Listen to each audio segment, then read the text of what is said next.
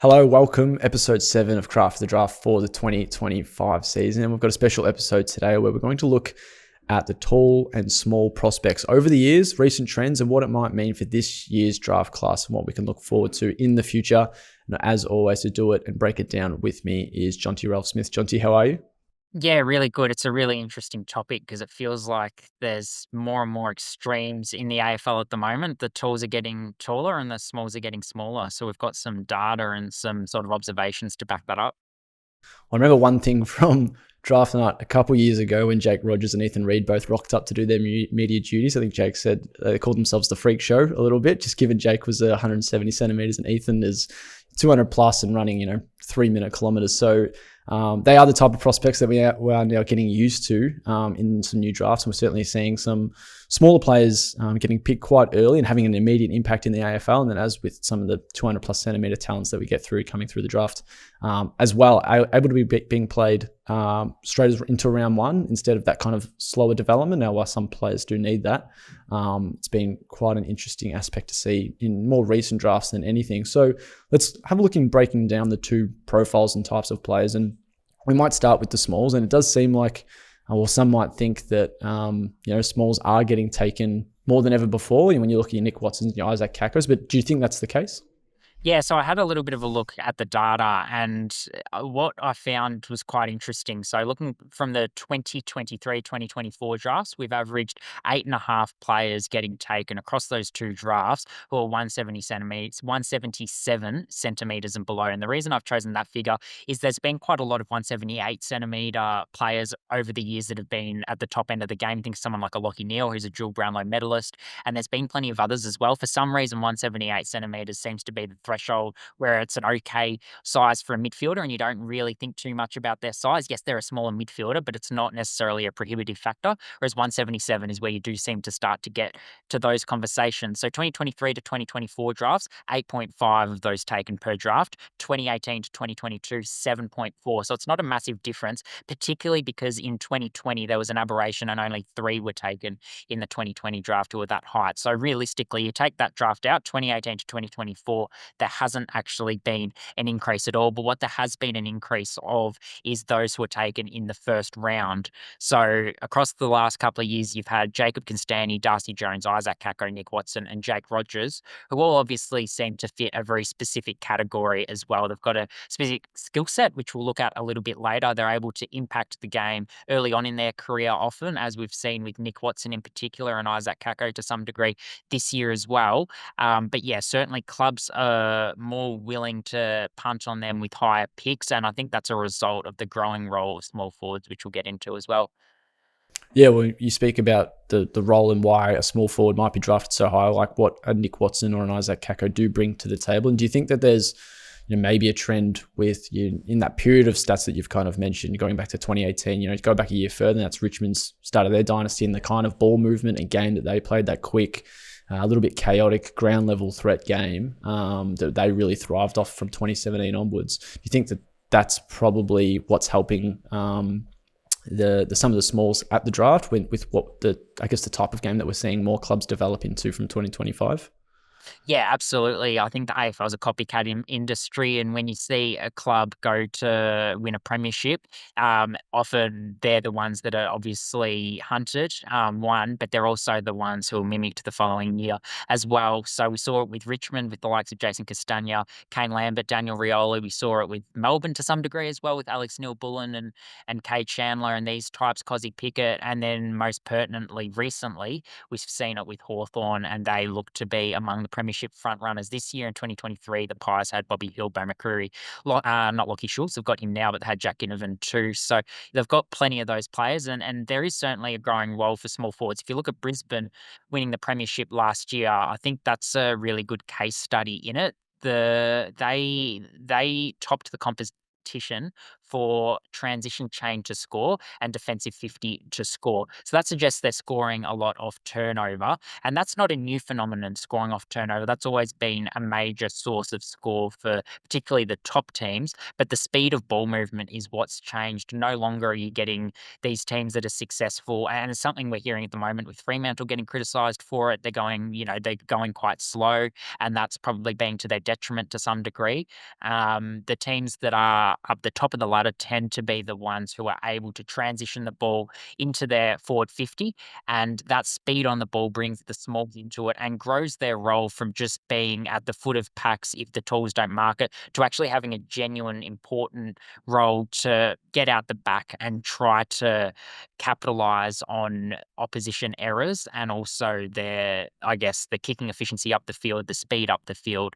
So that's where the role of small forwards has really grown. And I think that's why we're seeing clubs being more willing to not necessarily care about size, because there is so much of that chaos ball that you talked about, and the game is played so much on the ground. You need small forwards who are going to be able to capitalize on the opportunities.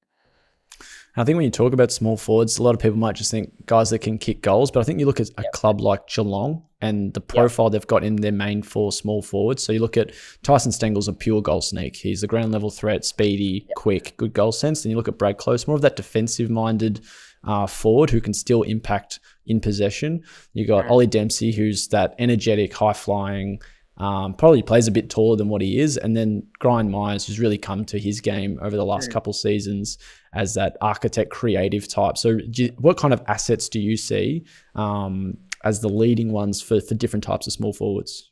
Yeah, I think Geelong's a really good one to study, firstly, because Chris Scott, their coach, obviously a mastermind, and they had a very different approach for much of the 2010s decade. When they fell short a few times, they were able to get some premiership success as well. But what we've seen is that offensive one-on-ones inside 50 have decreased from 17.8 to 11.3 per game from 2018 to 2025, and loose ball gets have increased from 58 to 65. So that increases the importance of small forwards. So they've completely changed their game plan, and the way they've stayed at the forefront of contention has often been as a result of the style that they play rather than because of their list. And I think that's why at the start of every season we have people who write them off, and then they're able to buck that expectation and exceed that expectation as well. But to answer your question, I think there's 6 clear assets that small forwards really need to be successful in the modern game. And this is that specific archetype I was talking about before with your Nick Watsons, your Jacob Constanti types.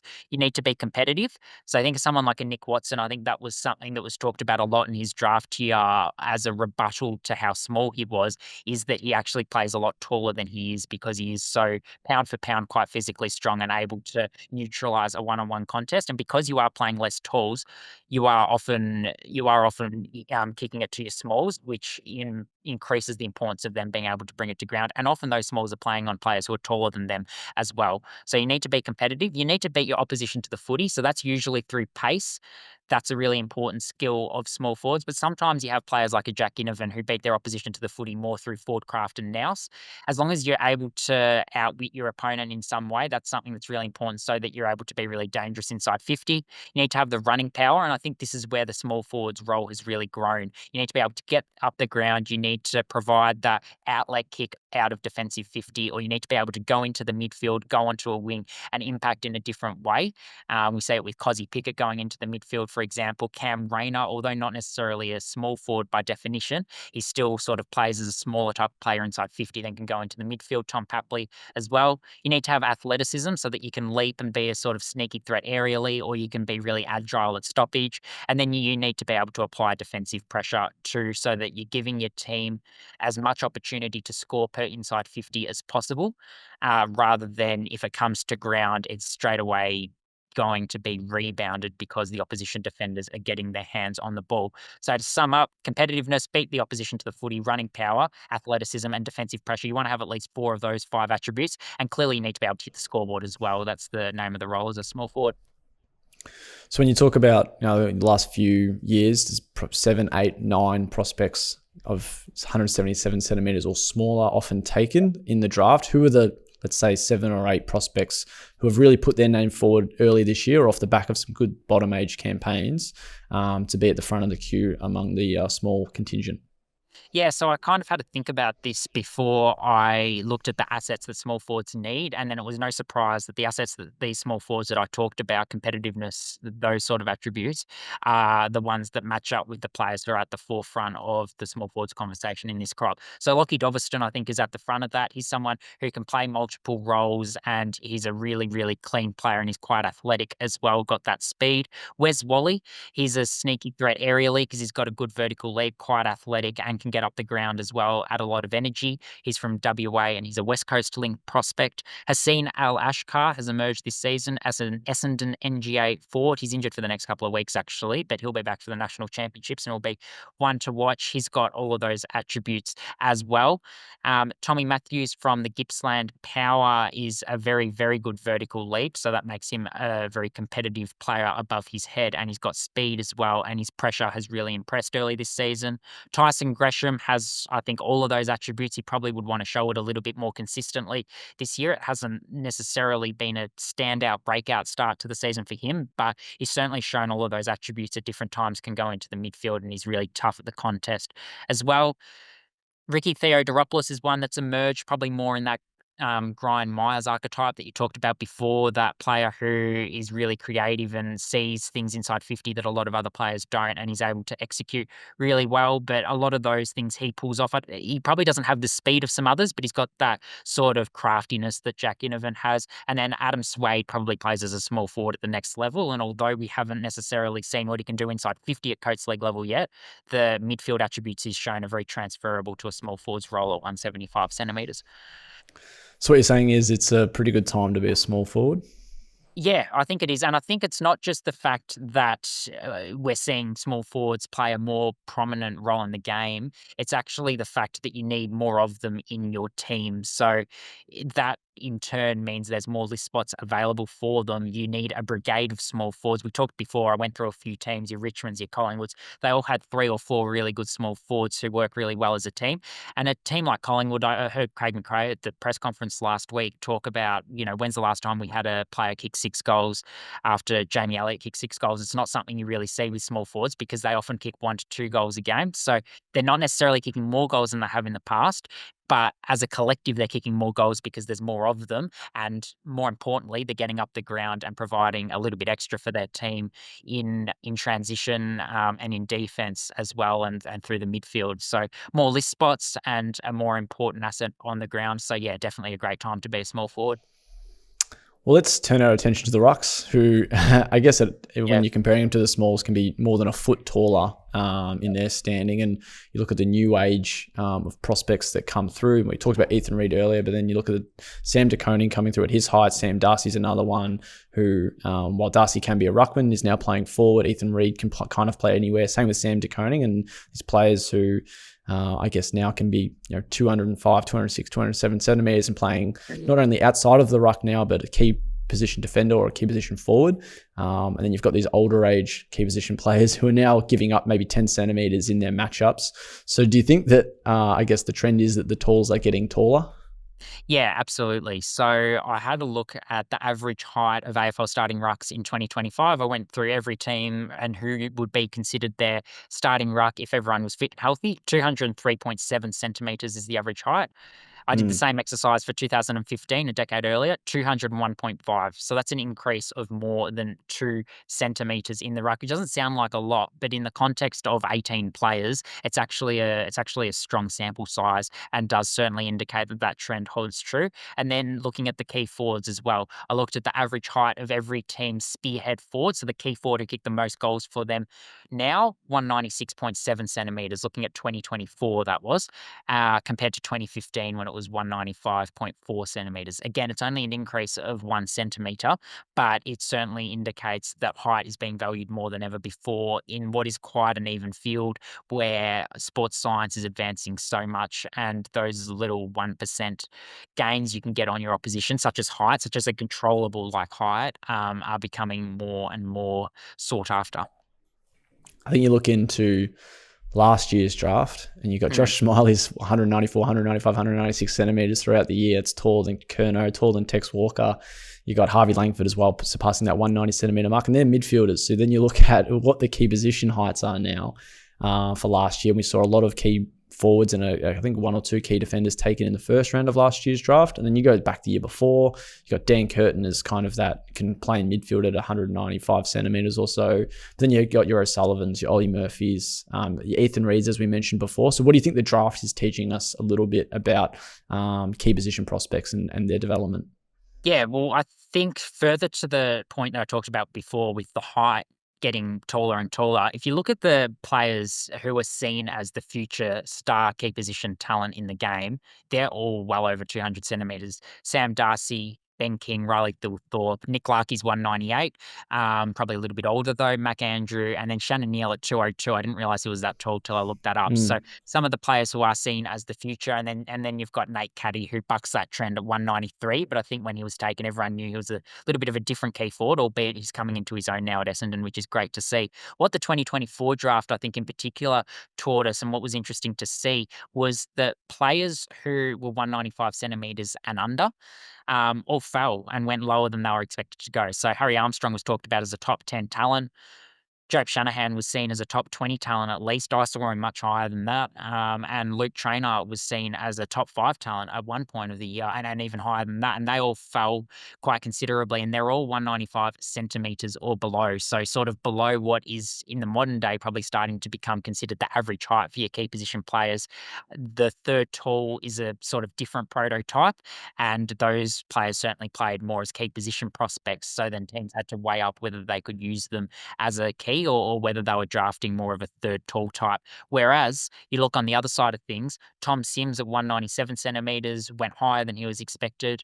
Noel Mraz and Harry O'Farrell, both injured for a large part of the year, but at 198 centimetres, both of their values held quite well given their injuries, going in the 30s.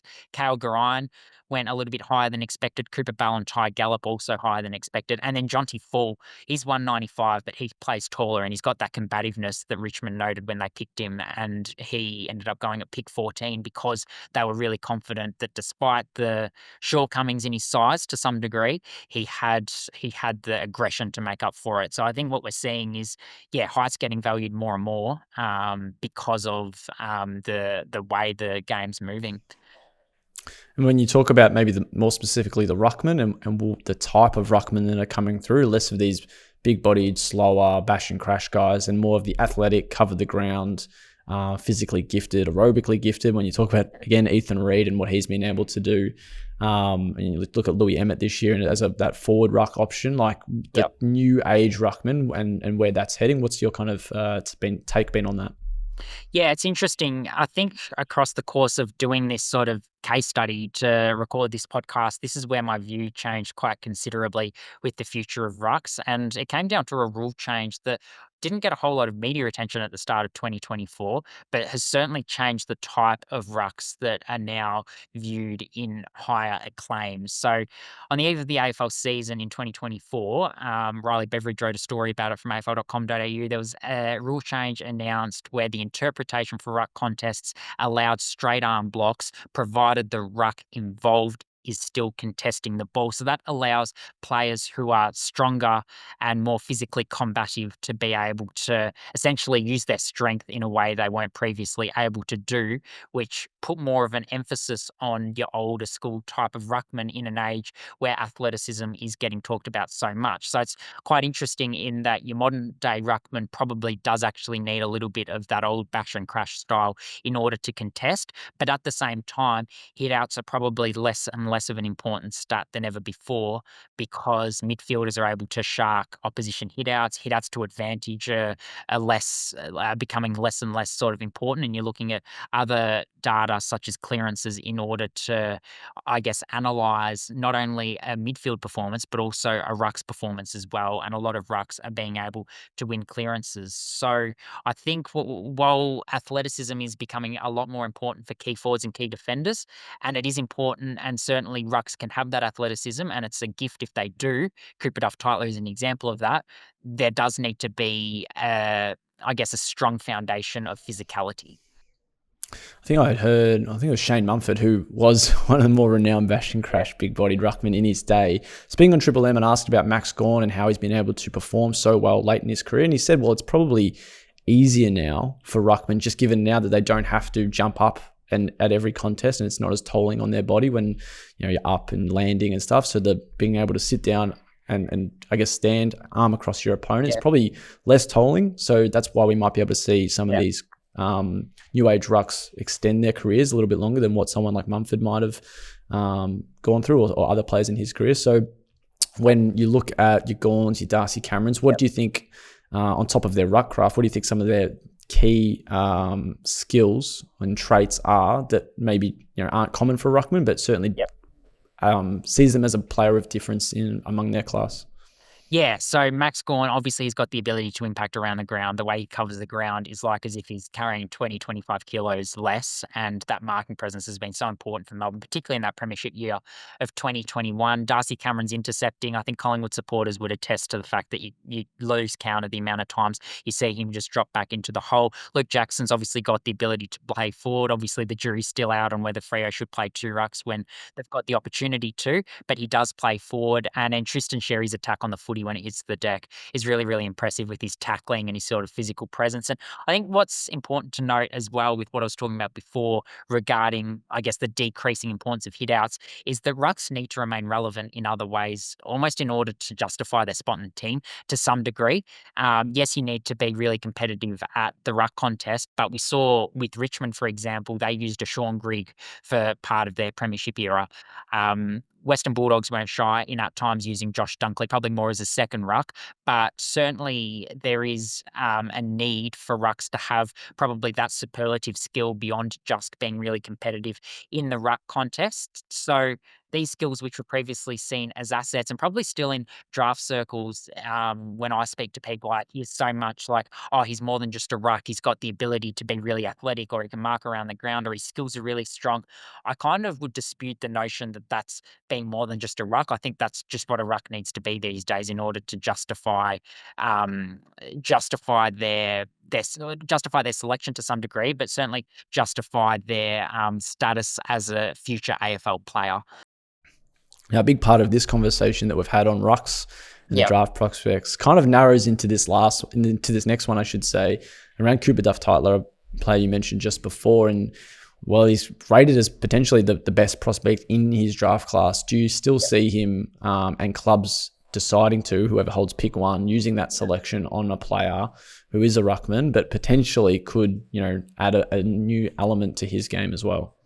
Yeah, it's a really curious question because I think if you were to just say that you're going to use a pick one on a ruck, you'd think that that's a bad idea because essentially you're using your most coveted pick on your least important position on the ground. And we've seen that with previous AFL premiers as well. Darcy Fort, Darcy Cameron, Jordan Rufford in 2016. Toby Nankervis will go down as a Richmond great, but probably more so because he was involved in 3 premierships and a leader as well than because of being a standout superlative ruck. Max Gawn probably bucks the trend, but other than that, across the last decade, you don't need an excellent ruck in order to win the premiership, which is why there's a lot of talk about whether St Kilda should offer as much money to Tom de Koning as what is being rumoured that they are.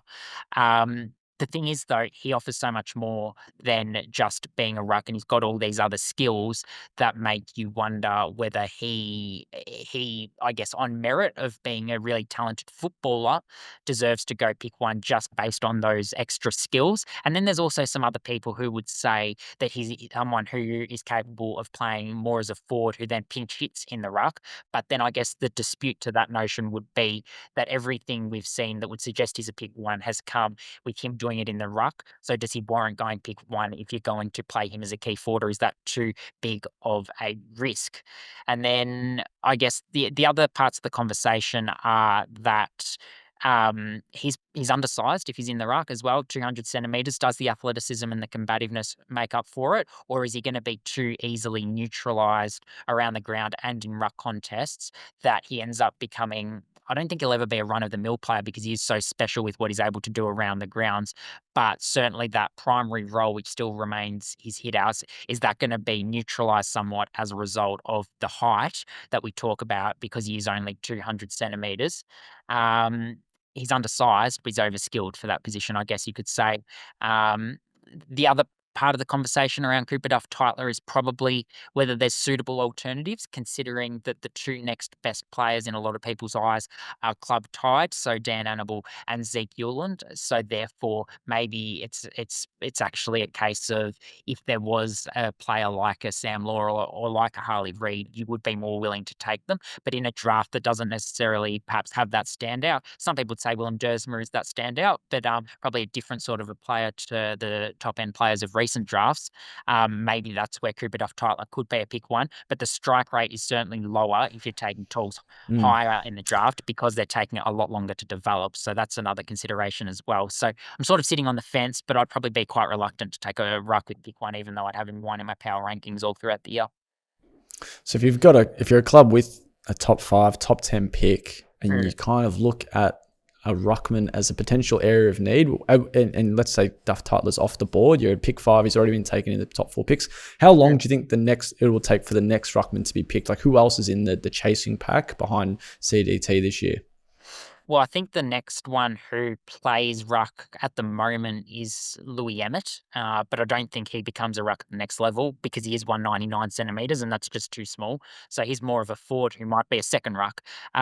Behind him, you probably don't have at this point a player who's going to go in that ruck position in the first round. So that's another thing that might factor into the Cooper Duff Tytler conversation is whether he goes pick one or a little bit lower. He might go a little bit higher just because the demand for a very, very good ruck is there, because then you're not going to use a first round pick on some of these other players at this point. You wouldn't have thought, unless they can have a really good close to the season. But certainly the consensus is that the other rucks in the draft class aren't necessarily seen as being in that top 20, top 30 conversation, other than Emmett, who isn't probably a ruck at the next level. The others who are in the conversation, though, if you do have a later pick, Miles Tyra is one who's very, very highly rated, and he'll be very, very close to Metro selection, I would have thought. They've got a lot of tools that they'll have to juggle, so that's one to keep an eye on for when the team comes out. But yeah, he's really aggressive and probably matches where rucks are going back to in terms of being quite old school, but also highly skilled.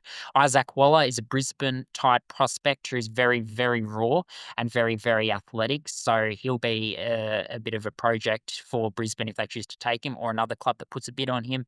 And then you've also got Taj Murray, who I think probably becomes a centre half back at the next level, and Cooper Ramsey out of Western Australia is on some draft boards as well. I think that's the national draft. I think what you see from ruckman, probably 1 in every 3 either come from the mid-season draft or SSP as mature age option. I think you look at Harry Boyd and the type of need that St Kilda have. They've got a Rowan Marshall, but in the case that he gets injured, they need someone who is ready-made to step up. And Boyd, off a Magarey medal winning season, got that opportunity at Moorabbin. And then I think you look at where just about every ruckman in the competition and all the different ways they've come into the AFL, it seems like when a club needs a certain type of ruckman, there's certainly different avenues to add them to your list, whether it's mid-season draft, SSP, the national draft, which is more the developmental type. And then the rookie draft maybe as well, if you need that kind of ready-made fix heading into the summer. Yeah, absolutely. And I think that comes down to the fact that, obviously there's so many new mechanisms for clubs to add players to their list. And because typically there is a lower strike rate in getting things right when it does come to key position talent, just because you're trying to project 4 or 5 years ahead, particularly with rucks. They're probably the hardest ones to actually analyze how their skill set's going to translate. Are they someone who is a man child and is able to sort of use the strength because they've developed a little bit earlier than others to their advantage, but it's not going to transfer to the next level from a craft point of view? Or are they someone who's got the craft, but they're really, really raw, so you're just not seeing any glimpses because they're going up against a lot of players who are a lot more physically developed? So it becomes quite hard to select. And so what you're seeing is a lot more rucks are taken as 19-year-olds. So Joe Pike last year out of the Geelong Falcons came back for a 19th year. Ilaro Smith came back for 6 months to the Eastern Rangers, as did Clay Tucker the year before. There's a lot more of those types of players. Floyd Burmeister sort of fits that category as well, although he's probably more of a key forward now. But these are new ways that clubs are adding rucks and tall players to their list so that they're able to get a little bit more development into them before, I guess, taking the punt, given it's a it's a 2 or 3 year punt. You're probably not going to delist a ruck or a tall after 1 or 2 years because they're still so far away from their best. And often, if you need a ready-made ruck, you're actually trading for them as well. So it's a big decision bringing a young ruck onto your list. And yeah, these new list mechanisms, sorry, have lowered the number of 18-year-old rucks getting taken and heightened the number of mature age rucks. And the other thing with mature age rucks is a lot of them have to go back and play local footy for 1 or 2 years because you're not Mm. getting a VFL list spot as a 19, 20-year-old going against 24, 25-year-olds. So there's a lot of grit and determination that's involved in the position if you're not taken straight away either. So there's that sort of element as well to consider for these players who certainly are on the periphery. I've talked about rucks, we've talked about forwards, but let's a little focus on defenders. Maybe we'll keep it in the talls and the key position defenders. And I guess the type of key position defenders that are coming through the draft. We look at the last few years, and I think, while you often are drafting an interceptor or a lockdown defender, we now are starting to see real reliance on defenders being able to use the ball cleanly as well. I look at a Lewis Hayes, Dan Curtin, Luke Traynor last year, and these 195 to maybe just short of 200 centimeter talents who are also really good on the ball, just as well as they are in one-on-one contests. So what are you kind of seeing with the tall defenders and the new age of key position backmen that are coming through the draft? Yeah, well, I talked before about the fact that you're seeing less and less one-on-one contests than ever before. The stats back that up, down from 17 on average to 12 inside an attacking 50. So therefore, I guess for key defenders, what's becoming more important, and for key forwards too, is they need to be these real pack-crashing, combative types who are able to I guess take some bruising, take some battering. So there's that element. They need to be able to take some big contested marks. But I think what the trend has shown is, like you said, they do need to be skilled because clubs, less than ever before, are willing to carry poor kicking players. Someone like a St Kilda seems to have their two designated ball users out of the back half, like Jack Sinclair and Nasiah Wanganeen-Miller seems to be what they're doing this year. But by and large, you want your key defenders to be safe with ball in hand. And we saw that with Luke Traynor getting taken and the way he's playing this year, like you talked about. But we've also probably seen it at the other end of the spectrum with some of the players that didn't end up getting selected and are sort of key defenders or halfbacks in recent years have been players who have had queries over their ball use. And it's because you are getting punished so much on turnover, where if you turn it over before your team can defensively set up, there's so much speed on the ball that you're going to get punished the other way and you're going to get a goal scored against you. So you need your defenders to be able to use it well. And athleticism is also very, very important too. And recent drafts show that Alex Taru, Luke Traynor, Matt Whitlock, Joel Cochran, Riak Andrew, Lenny Hoffman, Cooper Bell, Dan Curtin, Connor O'Sullivan, Taylor Goad, Ollie Murphy, Will Dawson, all of those players taken at the last two drafts, they're all either athletic or they're a very good ball user or they're aerially competent. They fit at least two of those three categories because you need to be able to fly at the footy, you need to be able to take marks, and you need to be able to use it quite well. And it's very hard if you don't have at least two of them. Well, I think we spoke about this a few weeks ago with the AFL Academy and probably the lack of key position defenders there were. We had Jasper Haley, Willem Dersman's playing back there out of his position. Cody Curtin's flourishing as a forward, has obviously played a bit of backline, but was often used back there as well.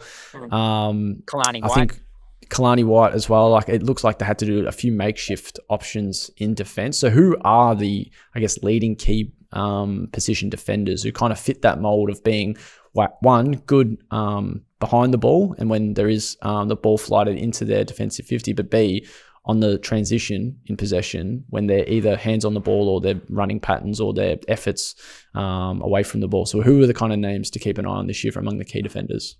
Yeah, so I think Harry Dean's the main one. He's a Carlton father-son prospect from the Murray Bushrangers whose marking has been absolutely superb. And his speed is absolutely unbelievable for a tall player. So he's able to run and carry. You'd feel really confident with him more so than most talls. If he's got ball in hand and he's streaming out of the back line, he'd look really dangerous.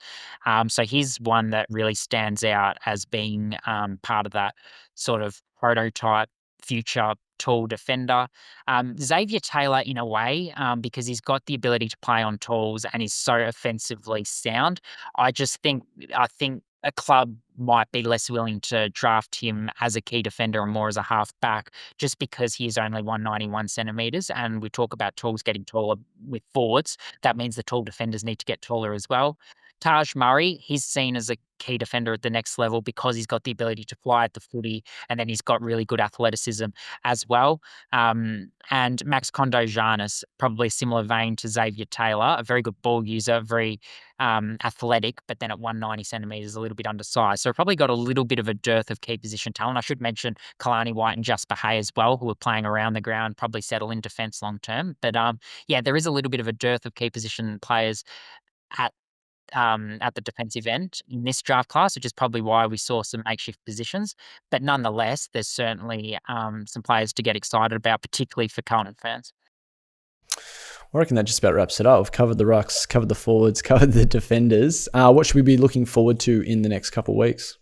Yeah, well, I think the Vic Metro, Vic Country squads are getting very, very close to getting released, and we're seeing some bottom majors put their name on the map in the Coates Talent League as well, which has been good to see. This is a period of play where bottom majors often come to the fore with the top ages missing through school footy or representative footy, and then in WA we've had some players in some really strong form. Sam Swadling and Toby Wine come to mind. Archie May is a mid-season draft prospect, so plenty happening over in the West as well. And yeah, that's probably the long and short of it. We'll be looking forward to seeing the Northern Academy teams wrap up their Coates Talent League cameos this weekend as well. So yeah, look out for your Bo Adamsals and your Dylan Pattersons and your Max Kings and your Noah Chamberlains one more time in the Coates Talent League. Plenty to come. We'll also have the mid-season draft just 2 weeks away. Maybe a special announcement coming from Craft of the Draft. But in the meantime, you can stay up to date on all the latest draft news on zerohanger.com. Head to Craft of the Draft's Instagram page as well. And stick around on our YouTube page. We'll have plenty more draft coverage coming, especially with the mid-season draft just a fortnight away.